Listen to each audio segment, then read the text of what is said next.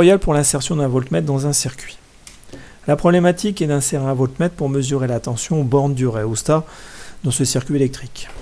Alors le schéma est ci-contre, donc le circuit est composé d'un générateur de tension continue que l'on modélise par une source de tension idéale, parce que ce générateur a une tension constante, quelle que soit l'intensité du courant qui est débité, ce qui ne serait pas le cas si on avait une pile ou une batterie.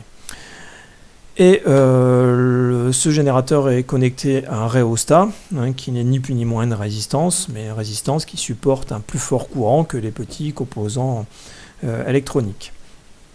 Première chose à faire, c'est d'insérer le voltmètre. Alors un voltmètre, ça se place en dérivation. Donc je l'ajoute en dérivation ou en parallèle sur le schéma. Ensuite, je place le voltmètre au même endroit que sur le schéma, c'est-à-dire sur la droite du rhéostat.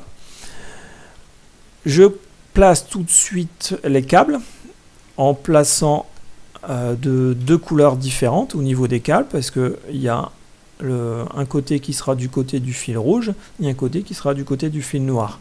Voilà, donc contrairement à l'ampèremètre, on prend un fil de chaque couleur pour le voltmètre.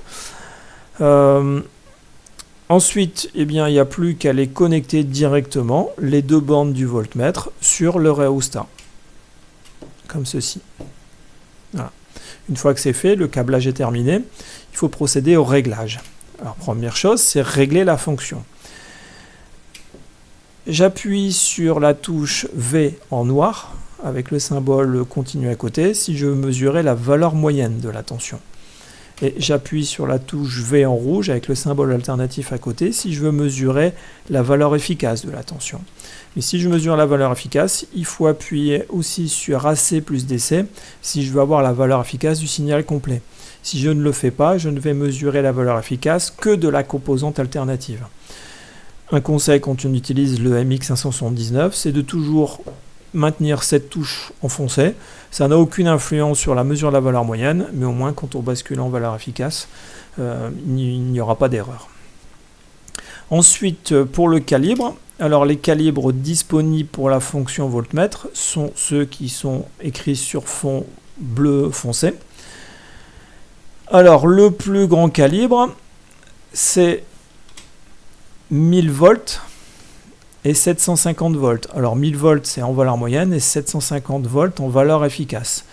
La dernière touche ici, qui correspond au plus grand calibre en ampèremètre, 10 ampères, il n'y a pas de calibre correspondant. Donc cette touche ne sert pas au niveau des calibres quand on est en fonction voltmètre. Le plus grand calibre, c'est la deuxième touche, en partant de la droite.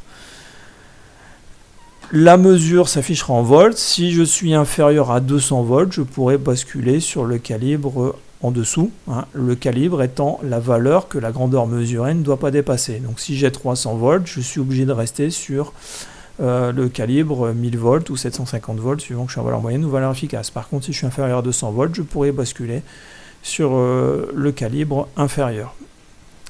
Donc voilà pour ce tutoriel.